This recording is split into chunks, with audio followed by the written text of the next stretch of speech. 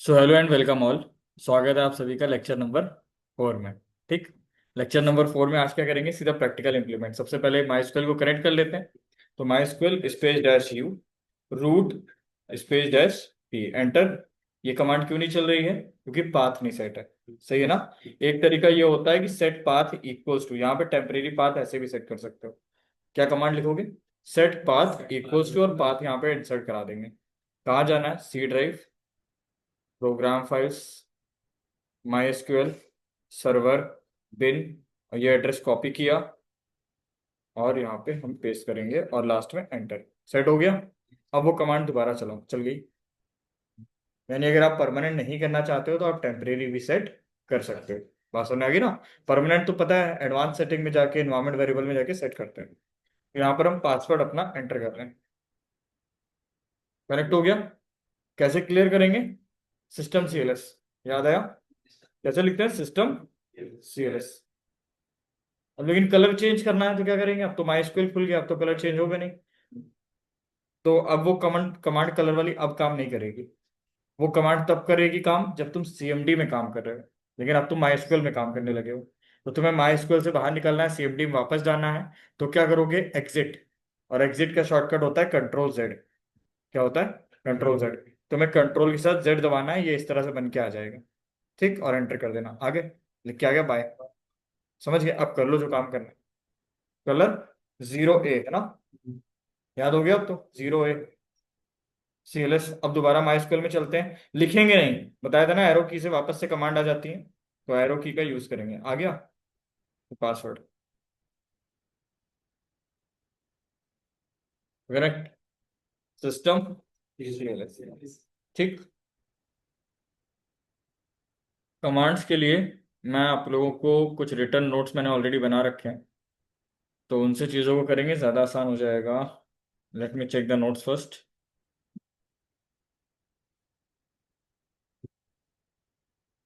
ये रहा।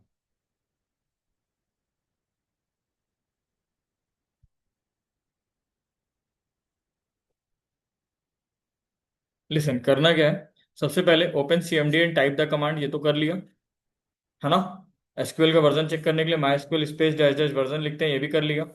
Control Z किस लिए यूज करते हैं? माई एसक्यूएल को एग्जिट करने के लिए। डेटाबेस को क्रिएट करने के लिए क्रिएट डेटाबेस, और डेटाबेस का नाम यहाँ तक तो बता चुके हैं। आफ्टर क्रिएटिंग द डेटाबेस ये भी बता चुके हैं कि यूज करोगे उस डेटाबेस को तो क्या लिखोगे? यूज एम्प्लॉय, है ना। तो अब हम एक काम करते हैं, शो डेटाबेसेस लिखते हैं। तो सारे डेटाबेसेस आ जाएंगे, है ना। किस नाम से बनाया था उस दिन? मैंने तुम्हारे वाले में बनाया था, अपने में नहीं बनाया था, है ना। तो यहाँ पे क्या लिखेंगे? क्रिएट डेटाबेस, और यहाँ लिख दिया LITS। ठीक, क्रिएट डेटाबेस LITS बन गया। फिर से हम देखेंगे शो डेटाबेसेस तो आ जाएगा। कहाँ लिखा है? LITS। Is it visible? समझ में आ रहा होगा। अब हम एक काम करते हैं, इसको लिखा रहने देते हैं, जाने दो नीचे तक।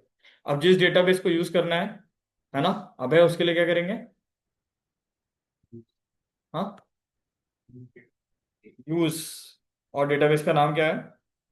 LITS। लिख के आ रहा है डेटाबेस चेंज। हाँ है ना। अब डेटाबेस बनाने के बाद अगला काम ये होगा कि टेबल बनाओगे। क्या बनाओगे?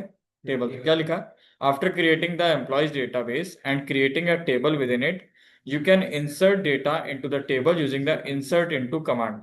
लेकिन हमने अभी क्या बनानी है? टेबल बनानी है। तो टेबल बनाने के लिए आप क्या करोगे? यहाँ पर एक कमांड सीख लो। आपको यूज करना है क्रिएट टेबल। कौन सा सिंटेक्स यूज करोगे? Create table. टेबल का नाम स्टूडेंट्स। क्या लिखा? Create table students. ठीक है। अब सुनो, EID मतलब एम्प्लॉय आईडी। तो एम्प्लॉय आईडी नहीं होना चाहिए, तो कायदे से SID यानी स्टूडेंट आईडी होना चाहिए, है ना। फिर ई नेम मतलब एम्प्लॉय नेम, तो सच हम इसी को एम्प्लॉय ना करते। Create table employees. ठीक है। या एम्प्लॉय एम्प्लॉयज। तो एम्प्लॉय नाम से टेबल बना ली। EID, ई नेम, ई एड्रेस, ई बर्थडे, और हायर डेट। सही है ना। सुनो यार, एक गलती है। एम्प्लॉय टेबल नीचे ध्यान से देखो बनी हुई है ना। तो इसको हम यहाँ पे ऐसी कर देते हैं। सही है।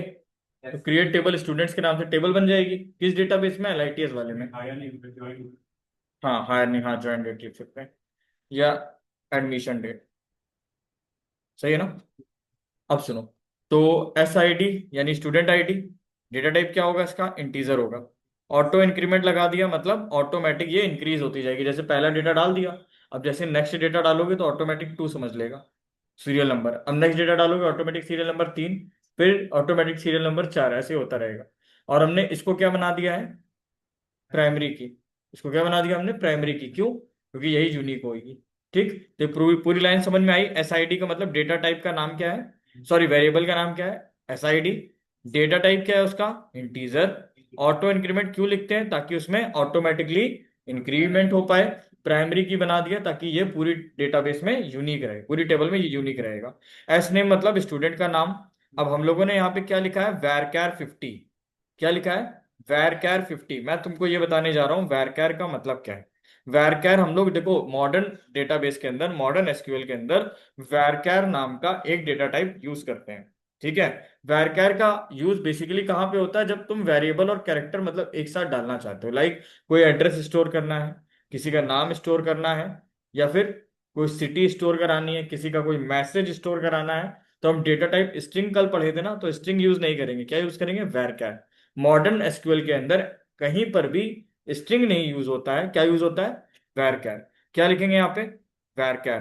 पढ़ो जरा क्या लिखा है, varchar is a data type use to store variable length character strings. This means that unlike char की फिक्स लेंथ होती है, varchar columns only consume the amount of storage space necessary for the actual string data। मतलब तुम जितना बड़ा data डालोगे varchar क्या करेगा, उतनी ही लेंथ कंज्यूम करेगा। जैसे हमने कैरेक्टर में डाला और डाल दिया कि 5 कैरेक्टर डालने, तो वो फिक्स हो गई उसकी लेंथ, ना 5 से कम ना 5 मतलब 5 से कम तो हो सकते हैं, 5 से ज्यादा नहीं डाल सकते। बट वैरकैर क्या करता है, वैरकैर तुमको फुल्ली छूट देता है, तुम जितना डेटा डालना चाहते हो उतना डेटा डाल दो, ये अपने आप क्या करेगा, साइज एडजस्ट कर लेगा। अब देखो कैरेक्टर के केस में एक चीज और होती है, तुमको यहाँ पे ज्ञान दे रहे हैं। लाइक तुमने कोई एक कैरेक्टर वेरिएबल लिया, कैसा वेरिएबल लिया, कैरेक्टर वेरिएबल, ए नाम का, समझ गए, और इसका साइज हमने फिक्स कर दिया 5, समझ गए ना। अब हम क्या करेंगे, इसका साइज फिक्स है 5, यानी हम कितने एलिमेंट डाल सकते हैं, 5 एलिमेंट डाल सकते हैं, लाइक लेकिन हमने डाले 3 ही है, तो 2 तो खाली है ना, तो वो 2 में क्या करेगा, ब्लैंक स्पेस यानी नल वैल्यू डाल देगा। वो क्या करेगा, नल वैल्यू डाल देगा। मतलब कहने का मतलब है, एक बस में अगर 5 लोगों की बैठने की जगह थी, तो हमारा कहने का मतलब है जब तक 5 नहीं बैठ जाएंगे तब तक हम बस आगे नहीं बढ़ाएंगे। 5 से ज्यादा हम लेके नहीं जाएंगे क्योंकि मेरे पास जगह नहीं है। अब 5 में से अगर केवल 3 ही लोग लेके जा रहे हैं तो 2 सीटें खाली है, मैं 2 में सामान रख दूंगा, कुछ भी रख दूंगा, भरना है उसको मिला के, समझ गए ना। और जबकि वैरकैर में क्या होता है कि वो क्या करता है, जितनी जगह यूज हो रही है उतनी कंजर्व करा देगा, बाकी को डिलीट कर देगा। मतलब जब तुम बढ़ाना चाहो तब जगह बढ़ जाएगी, और जब तुम घटाना चाहो तब जगह घट जाएगी। ये सही है, फ्लेक्सिबल है। तो मॉडर्न एसक्यूएल के अंदर हम लोग स्ट्रिंग कैरेक्टर के कॉन्सेप्ट ना यूज करके कौन से कॉन्सेप्ट यूज करेंगे, वैरकैर, समझ गए ना। तो एस नेम यानी स्टूडेंट का नाम, डेटा टाइप लिखा वैरकैर, साइज कितना है 50, मतलब 50 लेंथ हमने रख ली, बहुत है। भाई नाम 50 अक्षरों से बड़ा तो नहीं होगा, हाँ या ना।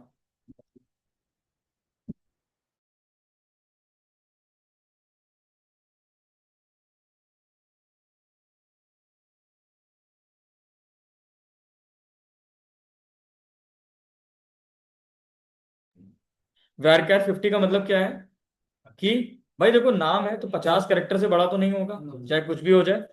S address, S address varchar, size कितना है 100।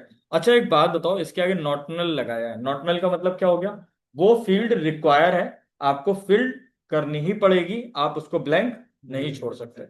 यही तो मतलब निकला ना।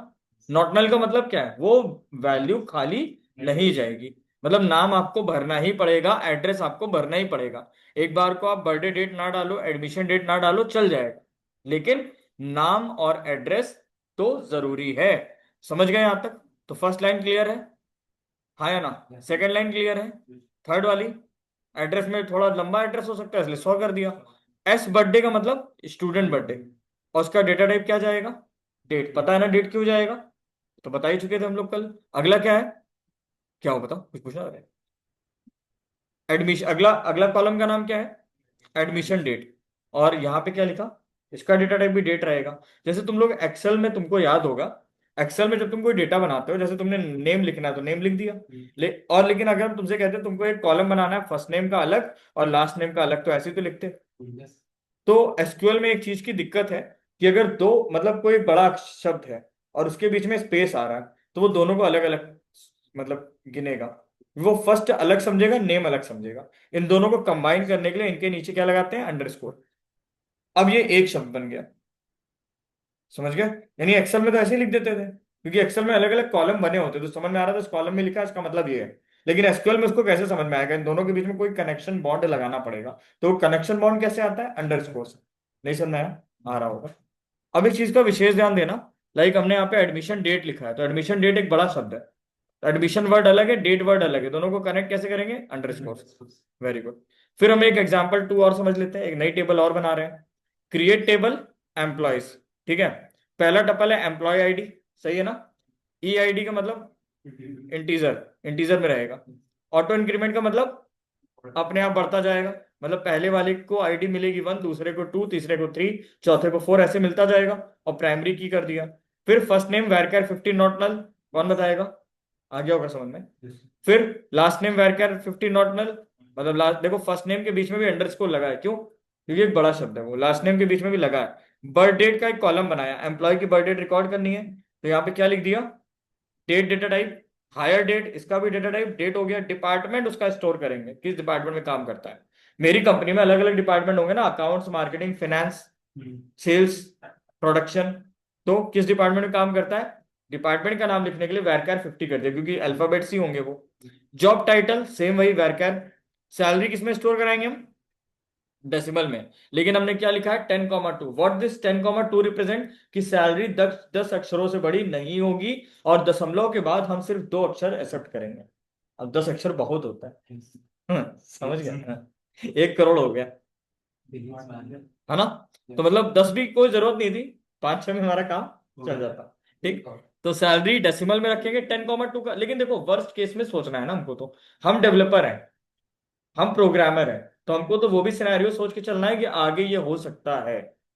हाँ है ना? तो हम पहले से तैयारी करेंगे ना। भाई देखो, अगर हमें 5 कैरेक्टर स्टोर करने हैं, और हमने जो साइज रखा है वो 10 का रखा है, तो 5 तो स्टोर हो जाएंगे। लेकिन अगर हमें 6 स्टोर करने पड़ गए, हमने 5 ही रखा, तो फिर दिक्कत आ जाएगी। फिर हमको शुरू से पूरा चेंज करना पड़ेगा। यार ऐसे समझो ना, घर को बेस से बनवा रहे हो, तो जो गलतियां हो रही है उसको सुधार लो। बनने के बाद अगर कोई गलती समझ में आई, तो संभव नहीं। ठीक। मैनेजर आईडी हमने यहाँ पे ले ली, और इसका डेटा टाइप क्या रखा? इंटीजर। अब एक चीज समझो, यहाँ पर हमने फॉरेन की लगाई है ना, फॉरेन की लगाई है ना। फॉरेन की कैसे लगाई है? फॉरेन की अभी तुम लोग भूल जाओ, फॉरेन की नहीं लगाओ। ठीक। अभी फॉरेन की बाउंस मार जाएगी, इसलिए कह रहे हैं इसको नहीं लगाएंगे। बाकी पूरा बना देना, इसको ये मत करना, ये लाइन छोड़ ही दो, इग्नोर। फॉरेन की हम लोग आगे पढ़ेंगे। फॉरेन की अभी बाउंस हो जाएगी, क्योंकि ये कॉन्सेप्ट हमें तुमको समझाने में बहुत समझाना पड़ेगा, इसलिए अभी तुम समझो, तुम सिर्फ टेबल बनाना सीख रहे हो। ठीक। तो पहली टेबल बनाते हैं, कौन सी? ये वाली बनाते हैं। ठीक। तो लिखना शुरू करो। मैं कॉपी पेस्ट भी कर सकता हूँ, लेकिन मैं एक टेबल लिखूंगा ताकि तुम्हें समझ में आए लिखना कैसे है। सेकंड वाली कॉपी पेस्ट ही करेंगे। ठीक। तो क्या लिखेंगे सबसे पहले? Create table students. ठीक है। फिर अगला ब्रैकेट लगा दो। लगा दिया। अब पूरा सीधा तो लिखोगे नहीं, एंटर मार दो यहाँ पे। एरो बन के आ गया ना? कह रहा है आगे लिखो। क्या लिखना है? SID इंटीजर में चाहिए, और ऑटो इंक्रीमेंट करना है, और प्राइमरी की। समझ में आ गया? कॉमा। फिर एंटर। अच्छा, कॉमा एंटर करना था। ठीक है। फिर एस नेम वैरकर 15 नॉट नल। तो ये 2 बार हो गया होगा, ये प्राइमरी की 2 बार चलेगा, देख लेना। अरे यार, 2 बार लिख गया गलती से। एक काम करते हैं, Ctrl Z करते हैं, यहाँ पे दोबारा बनाते हैं। बाहर निकाल दिया ना? सही है। क्या करना चाहिए? दोबारा जाना चाहिए उसमें। ऐसे तो जाएंगे। सही है। चलो, करना क्या था बताओ? डेटाबेस शो करा लो, बना तो है ही है। तो शो डेटाबेसेस। सही है। कौन सा यूज करेंगे? Text। और सावधानी से करेंगे, क्योंकि यहाँ पे एक गलती का मतलब कमांड में पीछे नहीं होता। एक्सेल में तो बैक स्पेस Ctrl Z दबा दिया, सही हो गया। यहाँ कोई ऑप्शन नहीं है, आपको बाहर निकल के दोबारा सब करना पड़ेगा फिर से। ठीक। तो यूज LITS। तो एक एक लाइन कॉपी कर दें। ठीक। Create table students. फिर एंटर। फिर SID इंटीजर। ठीक है। फिर एंटर। समझ गया ना? फिर एंटर। ठीक है। अगला स्टूडेंट की बर्थडे। ठीक है, फिर अगला। अब एक बात समझना ध्यान से, लास्ट में सेमी कॉलन आ रहा है।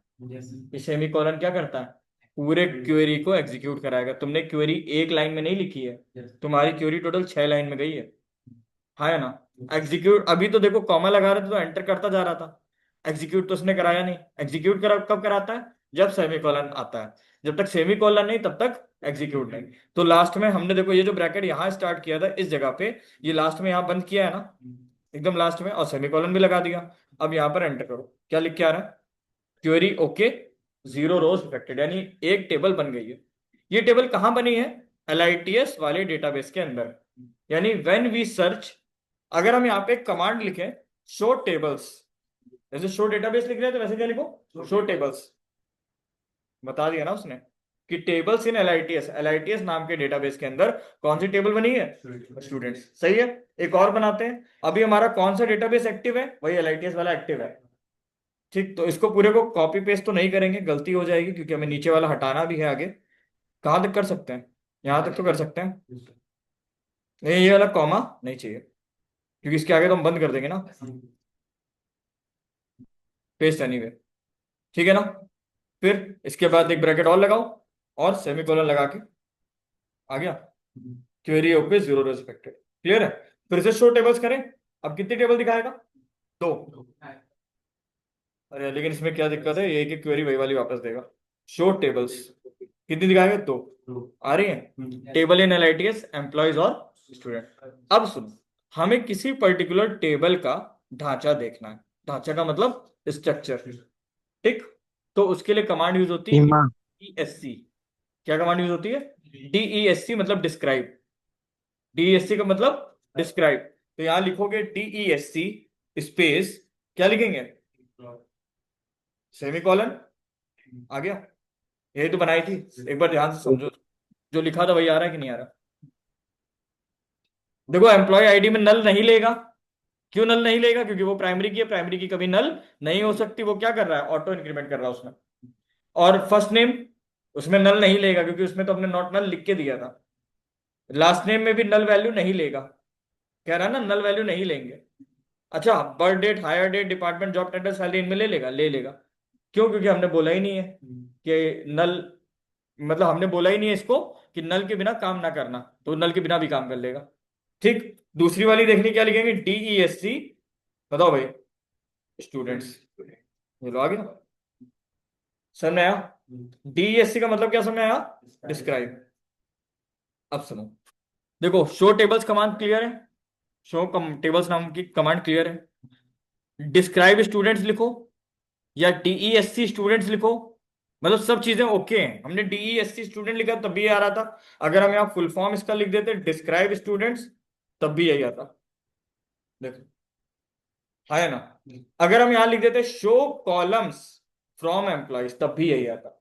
लाइक हमने क्या कमांड लिखी? शो कॉलम्स फ्रॉम स्टूडेंट्स, कि स्टूडेंट्स में से सारे कॉलम हमको दिखा दो, तब भी यही आया। देखो, है ना?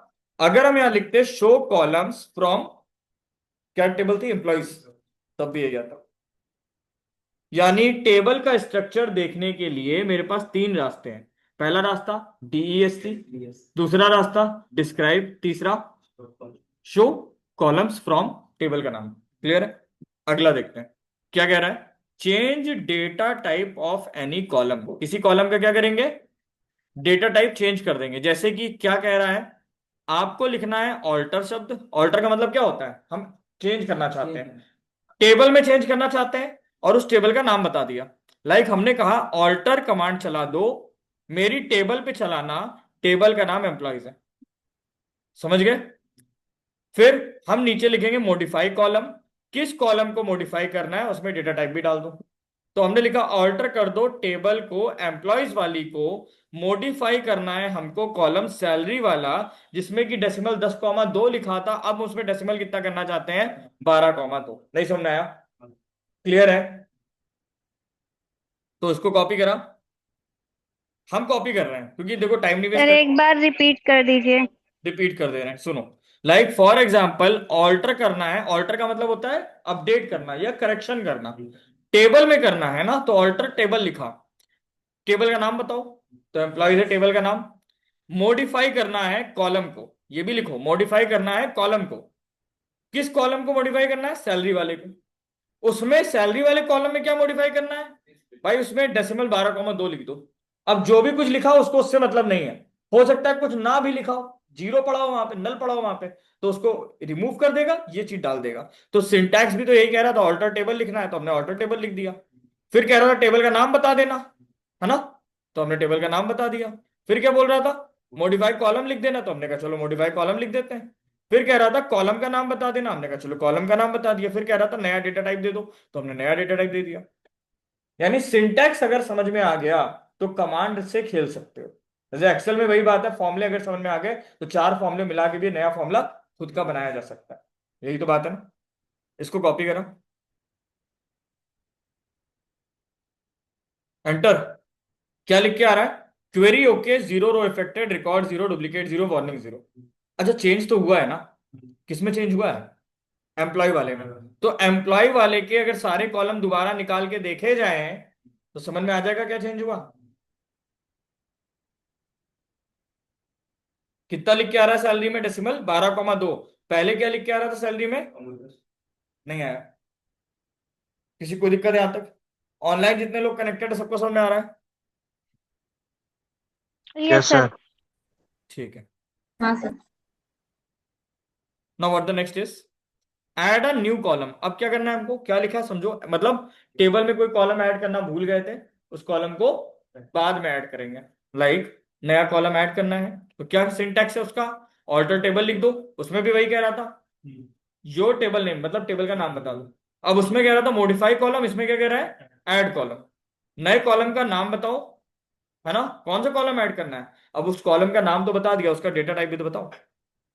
क्लियर? लाइक हमने लिखा, ऑल्टर करना है टेबल एम्प्लॉयज वाली में, ऐड करना है कॉलम, किस नाम का कॉलम ऐड करना है? Middle name. और उसका डेटा टाइप क्या रखेंगे? varchar 50। क्लियर है?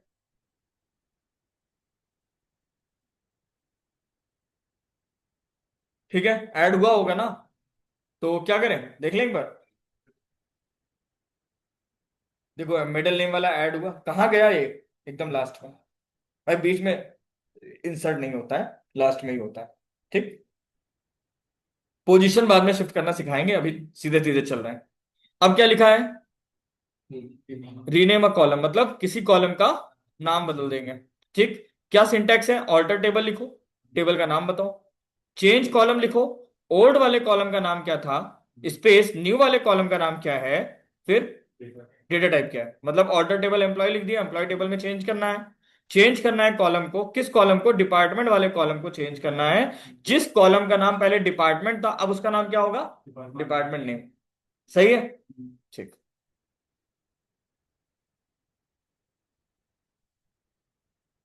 हो गया? हो गया होगा। शो कॉलम कर ले।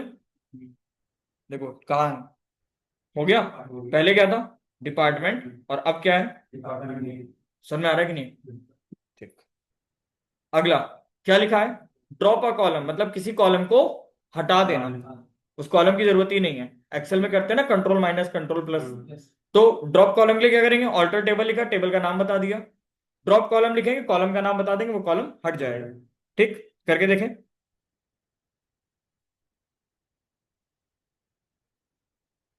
हो गया। फिर शो कॉलम करा लो। देखो मिडल नेम हट गया, पहले था मिडल नेम, लेकिन अब मिडल नेम नहीं है। तो इंसर्ट करना भी बता दिया और हटाना भी बता दिया। ठीक। अब सुनो, अब तुमको ये सीखना है कि किस सीक्वेंस में तुमको डेटा डालना है।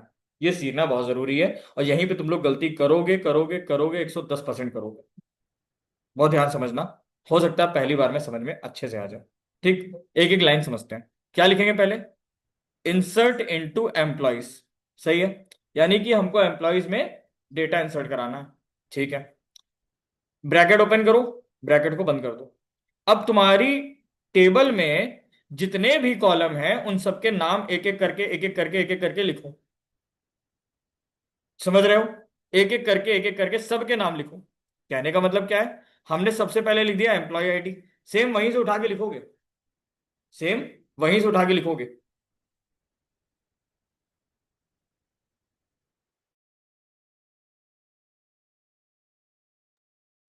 समझ गए हो? करना क्या था, कहाँ थे हम लोग? सबसे पहले फील्ड का नाम क्या है, एम्प्लॉय आईडी। दूसरी फील्ड का नाम क्या है, फर्स्ट नेम। तीसरे का नाम क्या है, लास्ट नेम। ये हमको अपने मन से नहीं लिखना है, ये कहाँ से देख देख के लिखना है, इधर जो लिखा है। भाई एम्प्लॉय आईडी जैसे यहाँ लिखा है वैसे वहां लिखो। तो इसका रास्ता क्या है, copy paste copy paste copy paste. मतलब यहां से कॉपी किया। पहले इस क्वेरी को हम सीधा एसक्यूएल में नहीं लिखेंगे, हम एक्सपर्ट नहीं है, हम फ्रेशर हैं।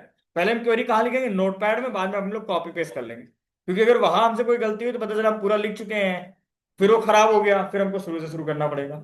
ऐसे क्या होगा, अगर हमसे कोई गलती हो भी गई तो हम यहाँ पे चेंज कर लेंगे, फिर कॉपी पेस्ट कर देंगे, बात खत्म। ठीक, तो इसलिए यहाँ पे लिखना है।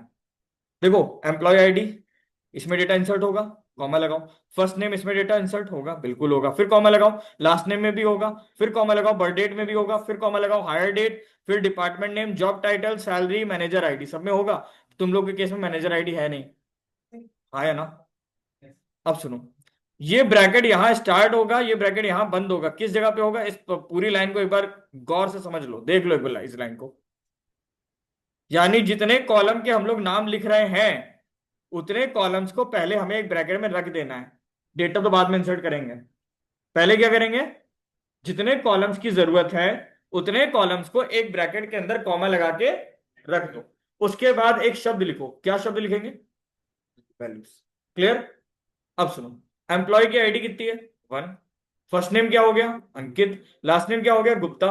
बर्थ डेट डाल दी, हायर डेट डाल दी, डिपार्टमेंट का नाम डाल दिया, जॉब का टाइटल डाल दिया, सैलरी डाल दी।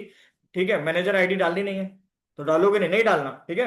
अच्छा एक बात बताओ, केवल न्यूमेरिक वैल्यू को छोड़ के स्ट्रिंग वैल्यू जितनी है यानी अल्फाबेट वाली, और डेट्स जितनी हैं, उन सबको सिंगल इन्वर्टेड कॉमा में रखा गया है। ध्यान से देख लो, एम्प्लॉय आईडी नंबर था, एम्प्लॉय आईडी क्या था, नंबर, तो उसको तो नहीं रखा ना हमने इन्वर्टेड कॉमा में। इसी के साथ साथ, इसी के साथ साथ सैलरी, उसको भी इन्वर्टेड कॉमा में नहीं रखा। क्यों? ये दोनों वैल्यू कैसी है, न्यूमेरिक है। यानी न्यूमेरिक वैल्यू कभी भी इन्वर्टेड कॉमा के अंदर नहीं आएंगी। इन्वर्टेड कॉमा के अंदर क्या क्या आएगा, अल्फाबेट्स वैल्यू जितनी है वो सब इन्वर्टेड कॉमा के अंदर जाएंगी। तो हमने क्या बोला, न्यूमेरिक वैल्यू इन्वर्टेड कॉमा के अंदर नहीं जाएगी। अब मेरी बात सुनिए, स्ट्रिंग का डेटा जितना भी है और डेट जितनी भी है वो सब किस में जाएगी, इस, वो इन्वर्टेड कॉमा में जाएगी। उसको स्ट्रिंग समझो। यानी डेट को हम डेट नहीं समझ रहे हैं, डेट को हम क्या समझ रहे हैं कि स्ट्रिंग है। नाम, एड्रेस, सिटी, ये तो स्ट्रिंग था ही। आज से थोड़ी एसक्यूएल में थोड़ी देर के लिए मान के चलो कि डेट भी स्ट्रिंग है। समझ गए?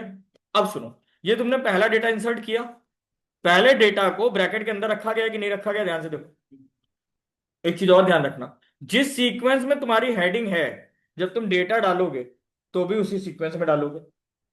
अच्छा एक बात बताओ, हम कह रहे हैं फर्स्ट नेम और लास्ट नेम, लास्ट नेम पहले लिख दें यहाँ पे, फर्स्ट नेम बाद में लिख दें, स्वैप नहीं हो जाएगा? यानी जिस, भाई एक्सेल ही समझो उसको एक तरह से। एक्सेल में जिस, भाई जिस हेडिंग के नीचे जो लिखना वही तो लिखेंगे। तो हेडिंग का ध्यान रखना जरूरी है।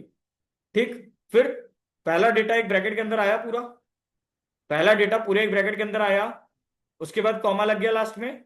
ठीक, अब सेकंड डेटा पे गौर करो, सेम यहां पे भी वही हो रहा है। कॉमा देने का मतलब है कि मैं अभी एक एंट्री और करना चाहता हूं, और सेमीकोलन देने का मतलब क्या है, अब कुछ नहीं करना है, एंड करो। देखो सेकंड लाइन समझ में आ रही पूरी? ये लास्ट में जो 1 लिखा है मैनेजर आईडी को रिप्रेजेंट कर रहा है, तुम्हारे केस में मैनेजर आईडी नहीं है तो मत लिखना। ठीक, फिर बताओ, थर्ड वाली लाइन भी समझ में आ ही रही होगी, लास्ट में सेमीकोलन। अब सुनो, हम इसको कॉपी पूरा नहीं करेंगे वरना सब गड़बड़ हो जाएगा। कहां तक करें, यहां तक, है ना? ए हटाओ यार, इससे अच्छा यही ना करते हैं चेंज। इस पूरे को उठा कॉपी किया, है ना, यहाँ नई जगह ले आए, मैनेजर आईडी यहाँ हटा दी, सही है। नल को यहाँ से हटा देते हैं, और 1 और, सही है। अब सही है, छोटा करके देखते हैं। नहीं मतलब समझ में आ रहा है ना, कॉमा में तो कहीं फालतू नहीं लगे। कंट्रोल ए कंट्रोल सी, और यहाँ पे आके कंट्रोल वी, लिख के आ रहा है क्वेरी ओके, 3 रो इफेक्ट हुई है, यानी 3 लोगों का डेटा इंसर्ट हो गया, 3 रिकॉर्ड अपडेट हुए। एक काम करो, इस पे आ जाओ वापस। अब तुम्हें डेटा निकालना है तो कैसे निकालोगे, how to select data from a table. क्या लिखना है, select star from employees. Select star from employees का मतलब क्या है? This query will return all the row and column from the employee table. मतलब ये लाइन क्या करेगी कि आपकी टेबल में जितनी रो हैं, जितने कॉलम हैं, ये सब निकाल के ले आएगी एक बार में। समझ गए क्या लिखना है? सुनो, आ जाओ। सेलेक्ट स्टार फ्रॉम एम्प्लॉयज आ गया। छोटा करो, अभी सब समझ में आएगा। ये देखो, सारा डेटा निकल आया।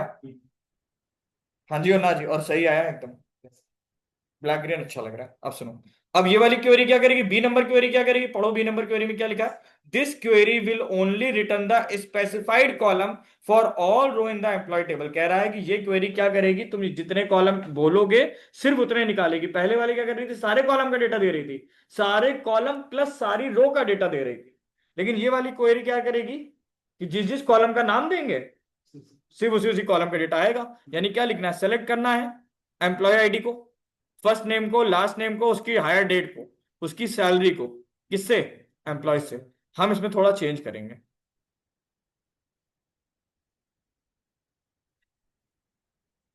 पहले नोटपैड में लिख लें। हम निकालते हैं एम्प्लॉय की ID, first name, last name नहीं चाहिए हमें। ठीक, फर्स्ट नेम चाहिए, उसकी हायर डेट बता दो, सैलरी बता दो, बस। ठीक, क्या क्या चाहिए? आईडी बता दो, नाम बता दो, हायर डेट बता दो, सैलरी बता दो। Control A, semicolon missing है। Control A, control C. हाँ, जिस सीक्वेंस में लिखोगे उसी सीक्वेंस में आएगा। मतलब जिस सीक्वेंस में तुम यहाँ हेडिंग लिखोगे उसी सीक्वेंस में डेटा। देखो, डेटा जब इंसर्ट करना था तब सीक्वेंस को ध्यान रखना जरूरी है, जब डेटा निकालना है तब सीक्वेंस रखने ध्यान रखना जरूरी नहीं है। हमको जो चीज पहले चाहिए होगी हम उसको पहले लिख देंगे। आ गया? First name, hire date, salary, केवल उतना आया। है ना? ये क्वेरी शुरुआत में बहुत इजी लगती है, बहुत मतलब बहुत इजी लगती है। जब अभी 500 क्वेरीज पढ़ चुके होगे तब कंफ्यूजन शुरू होगा। 500 क्वेरीज पढ़ाएंगे इस क्लास में।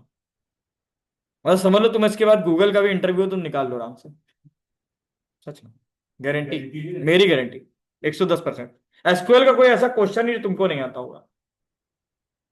This query will return all the column from employee who belong to the IT department.